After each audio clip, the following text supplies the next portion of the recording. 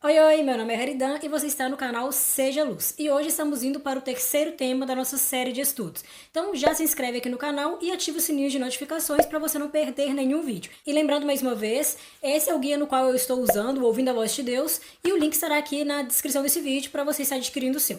Então agora vamos para o nosso estudo, a origem do mal. Como surgiu o mal? Como surgiu o pecado? Quem criou Satanás? Deus? Será que Deus é o responsável por todo o mal que nós vemos ao nosso redor? Como harmonizar um Deus tão amoroso que deu a sua própria vida por toda a humanidade com a existência do mal, da dor, do sofrimento, do pecado? Será que Deus de fato é o responsável? E se Deus não for o responsável, quem é então? Vamos então buscar as respostas na palavra de Deus. Mas antes, vamos fazer uma breve oração. Senhor nosso Deus, nosso Pai, que habita no mais altos céus, obrigado, Senhor, por mais essa oportunidade. Nesse momento te peço para que o Senhor envie o teu Santo Espírito para iluminar a nossa mente, para compreender a tua palavra, em nome de Jesus. Amém. Então agora pegue a sua Bíblia e vamos juntos abrir em Apocalipse, no capítulo 5, versículo 11.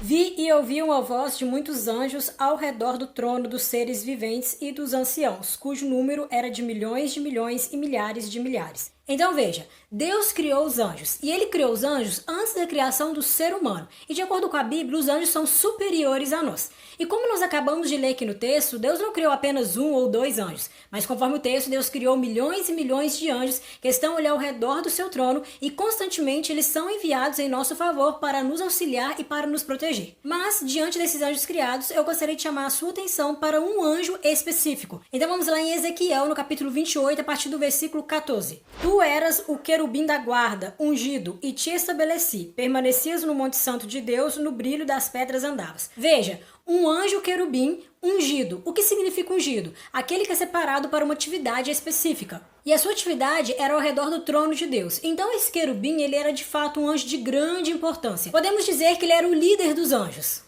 E aqui nos diz mais, a partir do versículo 15. Perfeito eras nos teus caminhos desde o dia em que foi criado, até que se achou iniquidade em ti. Então logo nós vemos que Deus ele não criou Satanás, mas ele criou um anjo perfeito, até que foi encontrado iniquidade nele. O mal surgiu no coração de Lúcifer. Como? Nós não sabemos. A origem do pecado é um mistério. Nós chamamos de mistério da iniquidade. Deus criou os anjos perfeitos, cheio de amor, cheio de compaixão. Mas no coração de Lúcifer, que aqui como nos diz, era perfeito em teus caminhos, no coração desse anjo simplesmente começou a surgir então o orgulho, a cobiça, a inveja. O mal surgiu no coração dele. Volto a dizer então, é o mistério da iniquidade. Logo, de Lúcifer, criado por Deus, ele vira Satanás. E observe só o que estava mais no coração dele. Está lá em Isaías, no capítulo 14, a partir do versículo 12. Como caíste do céu, ó estrela da manhã, filho da alva, como foste lançado por terra, tu que debilitavas as nações.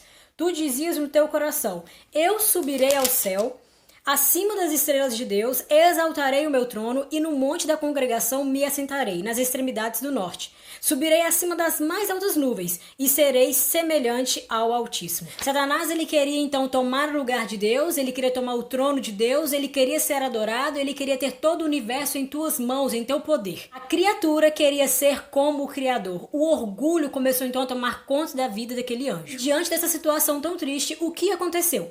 Vamos então lá em Apocalipse, no capítulo 12, a partir do versículo 7. Nos diz: houve peleja no céu, Miguel e os seus anjos pelejaram contra o dragão.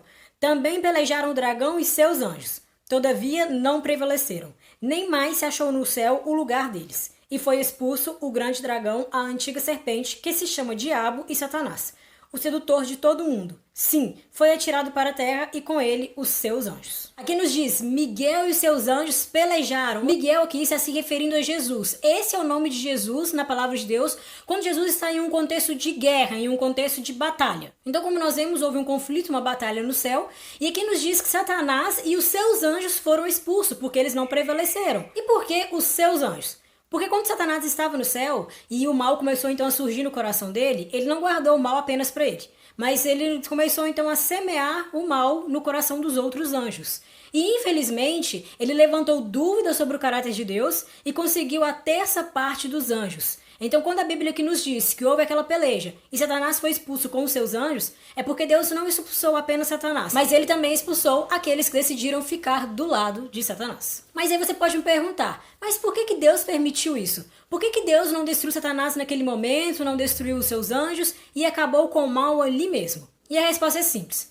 Satanás, quando começou a semear o mal no coração daqueles anjos, como eu disse, ele levantou dúvidas sobre o caráter de Deus. Ele dizia que Deus não era amor, que Deus era ditador, que Deus castigava e que aquele que não obedecesse a Deus, Deus então iria matar. Só que isso era um engano, era uma falsa acusação sobre o caráter de Deus. Até porque, quando Deus criou todos os seres humanos, inclusive os anjos, Deus colocou dentro dos nossos corações o livre-arbítrio, a liberdade de escolha. Satanás também tinha o livre-arbítrio. Todos os anjos tinham essa liberdade de escolha. Logo, se Deus destruísse Satanás, todos os anjos maus e acabasse com o mal ali, os anjos não caídos poderiam então ter dúvidas sobre o caráter de Deus e talvez acreditar na acusação feita por Satanás. E então eles iriam passar a obedecer a Deus por medo. Só que a obediência por medo para Deus não é obediência. Ele quer que nós obedeçamos Ele por amor, por reconhecimento que Ele é um Deus maravilhoso que cuida de cada um de nós. Então, Deus, ao expulsar Satanás do céu, Ele queria com o tempo mostrar de fato o caráter de Satanás e o caráter dele. Ele queria mostrar ali o caráter do bem e o caráter do mal. Para que assim nós pudéssemos ver então quem de fato é Satanás e quais são as consequências daqueles que infelizmente escolhem servi-lo. Ok, mas agora vamos voltar lá em Adão e Eva, no qual ali nós estávamos estudando no estudo passado. Vamos então relembrar aqui algumas coisas. Deus havia criado ali todas as coisas, criou ali o ser humano, Adão e Eva, pegou aquele casal e colocou ali no jardim do Éden.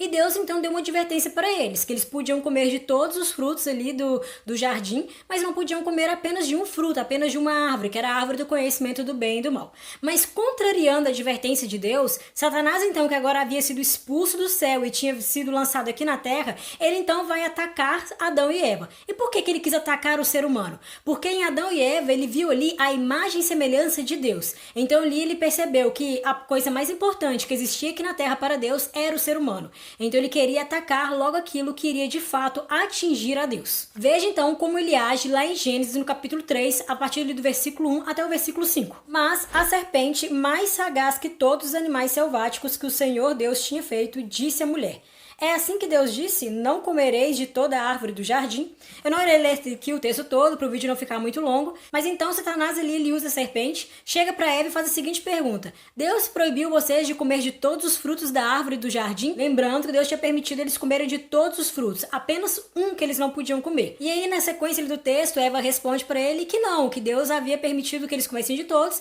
apenas de um que eles não podiam comer. E Satanás, então, contrariando a advertência de Deus, diz o seguinte no versículo 4. Então a serpente disse à mulher: é certo que não morrereis, porque Deus sabe que no dia em que dele comerdes, se vos abrirão os olhos, e como Deus sereis conhecedores do bem e do mal. Então veja, nesse momento Satanás queria colocar Deus como um mentiroso.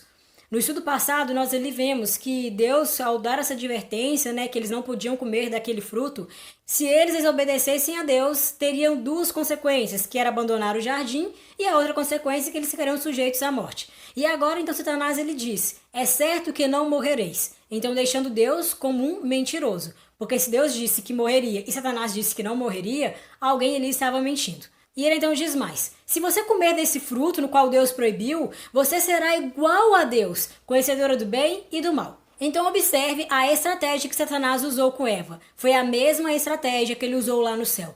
Ele queria ser como Deus, ele queria ocupar o trono de Deus. E então, quando ele viu que ele não teve êxito no céu, ele trouxe a mesma tentação aqui para a terra, aqui para Eva. Então esse desejo estava dentro do coração dele, mas agora ele transmite para o coração de Eva. E infelizmente, então, pelo engano, ele conseguiu fazer com que Eva e também Adão duvidassem de Deus e desobedecessem a ele. E nesse momento, então, eles aceitaram a proposta do mal. Mas Deus, em sua infinita misericórdia, transmite-lhe uma certeza para Adão e Eva mesmo após o pecado. A Bíblia continua nos dizendo, a partir do versículo 8 até mais ou menos o versículo 10, que Deus não abandonou Adão e Eva, o ser humano, quando eles pecaram. Mas o texto nos diz que Deus ele vai atrás de Adão e Eva. Ele busca o ser humano. Assim como ele faz comigo e com você quando nós também caímos em pecado. E observe então o que Deus diz no versículo 15, Gênesis 3, versículo 15.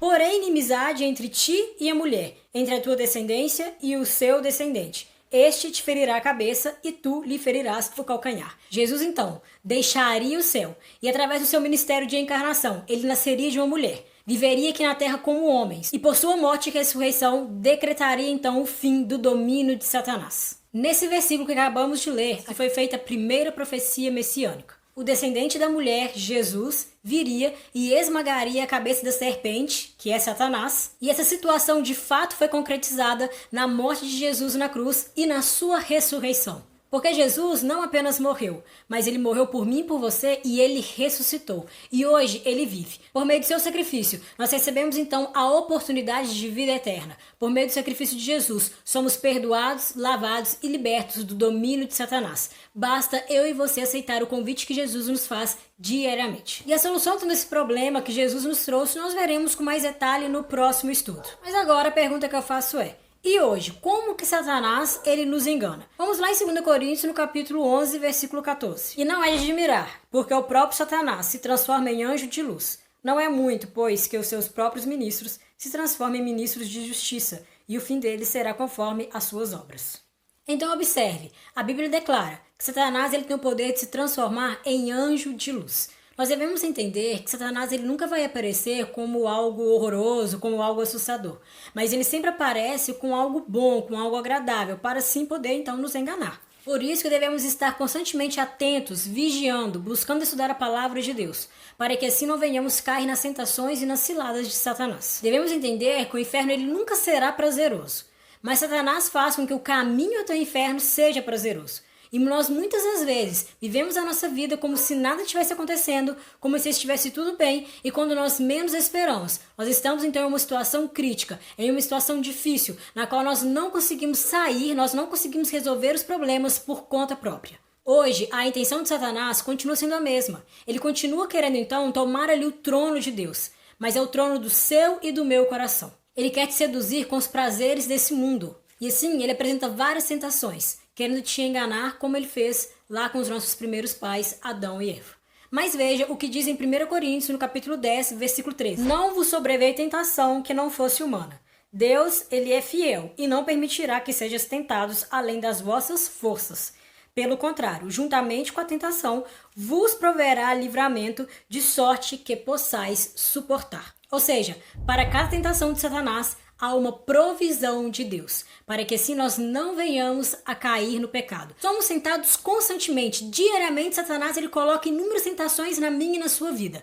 Mas nós não somos obrigados a pecar, porque Deus em sua infinita misericórdia nos dá força suficiente, nos dá meios suficientes para então escaparmos das tentações.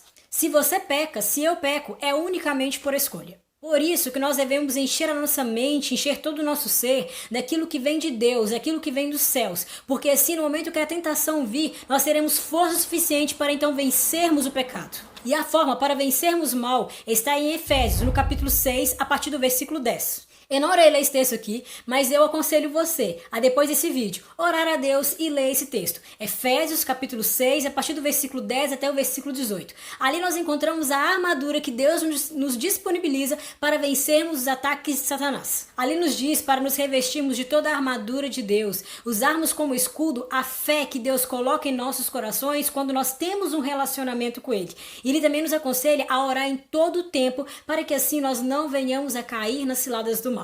Por isso que Jesus disse, vigiai e orai para que não caiais em tentação. Mas agora, refletindo um pouco sobre esse estudo. Infelizmente o pecado entrou no mundo. E diariamente nós somos vítimas das consequências do pecado. São as enfermidades, a dor, o sofrimento, os crimes, as tragédias que nós vemos ao nosso redor, a violência, a falta de amor. O pecado, ele atacou até mesmo a natureza quando nós vemos terremotos, tsunamis, tempestades e várias outras coisas. Mas o pior de todos foi a separação que o pecado causou entre nós seres humanos e o nosso Deus. No livro de Isaías nos diz que os nossos pecados causam separação entre nós e Deus. Então, se eu vivo uma vida na prática do pecado, eu irei me distanciar cada vez mais de Deus. E então assim eu irei perder a vontade de orar, eu irei perder a vontade de louvar a Deus, eu irei perder a vontade de estudar a palavra de Deus. Talvez hoje você não esteja tendo muita vontade de estar na presença de Deus. Mas se você está aqui, saiba que foi o Espírito Santo que te trouxe. Então deixe o Espírito Santo continuar trabalhando no seu coração. E talvez hoje você esteja enfrentando alguma situação difícil por causa dos resultados do pecado. Mas eu gostaria de te lembrar do verso que está em Jeremias, no capítulo 29, versículo 11. Eu é que sei os pensamentos que tenho a vosso respeito, diz o Senhor, pensamentos de paz e não de mal, para vos dar o fim que desejais. Os pensamentos de Deus para mim e para você são somente pensamentos de amor, pensamentos de paz e nunca de mal. tudo que traz dor à sua vida provém do mal. Então hoje, se volte para Jesus para que assim Ele possa te ajudar diariamente nessa caminhada. A nossa casa não é aqui. Jesus está preparando um lar para mim e para você lá nas mansões celestiais. Jesus breve voltará e Ele então nos libertará de todo o pecado e também de suas consequências.